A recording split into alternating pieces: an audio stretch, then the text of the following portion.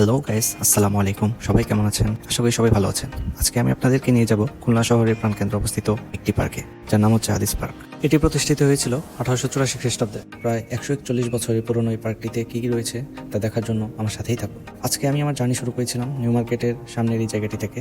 এখন আমি আছি খুলনা রেলওয়ে স্টেশনের সামনে। আমি আমার গত ভিডিওতে দেখিয়েছিলাম এই রেলওয়ে স্টেশনের ভিতরে সবকিছু। যদি এখনো ভিডিওটি দেখে না থাকেন তাহলে আমার আইডিতে ঢুকে দেখে নিতে পারেন ভিডিওটি। চলুন আর কথা না বাড়িয়ে এবার যাওয়া যাক।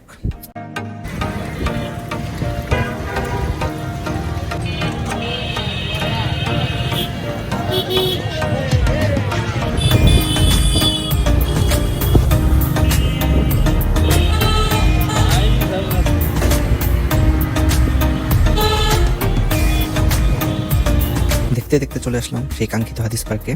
আমি আজকে ফার্স্ট টাইম এখানে এসেছি, তাই আমি জানি না আসলে ভিতরের সৌন্দর্যটা ঠিক কেমন। চলুন ভিতরে গিয়ে দেখা যাক।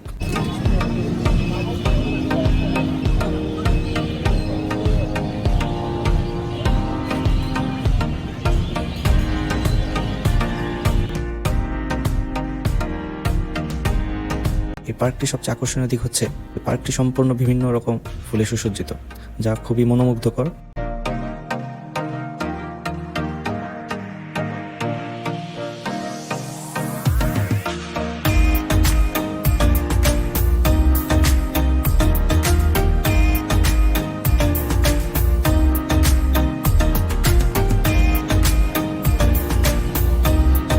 পার্কটির ভেতরে রয়েছে একটি মাঝারি আকারের লেক, যা পার্কটির সৌন্দর্য আরও বহুগুণে বাড়িয়ে দিয়েছে।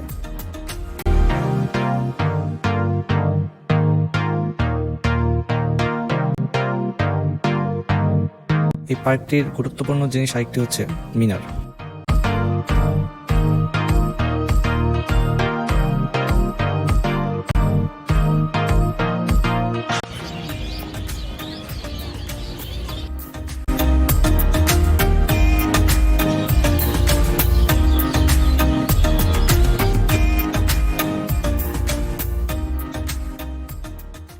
এই পার্কটির আরেকটা গুরুত্বপূর্ণ জিনিস হচ্ছে শহীদ মিনার, যা একদম লেকের ঠিক পাশে অবস্থিত। এই পার্কটির মাঝে আরও রয়েছে একটি বড় ফাঁকা স্থান, যেখানে বাচ্চারা অনায়াসে মন খুলে খেলাধুলা করতে পারে।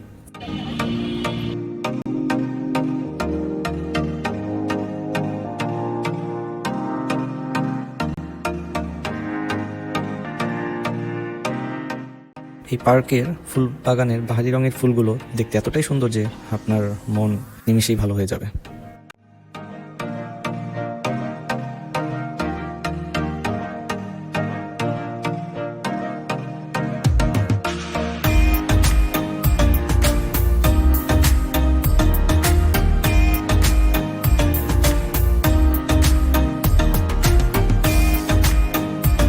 আপনারা যদি কখনো খুলনা শহরে আসেন তাহলে আমি অবশ্যই বলবো যে একটি বিকেল অন্তত হলেও এই পার্কে এসে ঘুরে যাবেন, ভালো লাগবে।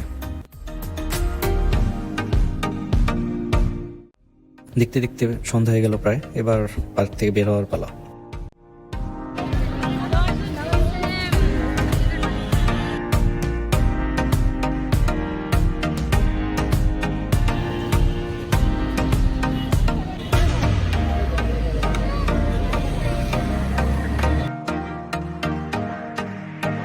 চলুন খুলনা শহরের সন্ধ্যার ভিউটা আপনাদেরকে দেখাই।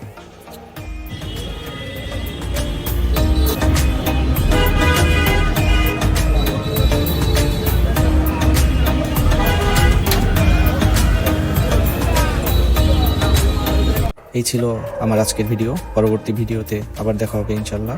সবাই ভালো থাকবেন, সুস্থ থাকবেন। আর যারা আমার চ্যানেলটি এখনও সাবস্ক্রাইব করেনি তারা এখনই আমার চ্যানেলটি সাবস্ক্রাইব করে পাশে থাকবেন। আর হ্যাঁ, ভিডিওটি যদি ভালো লেগে থাকে তাহলে অবশ্যই লাইক দিতে ভুলবেন না। ধন্যবাদ।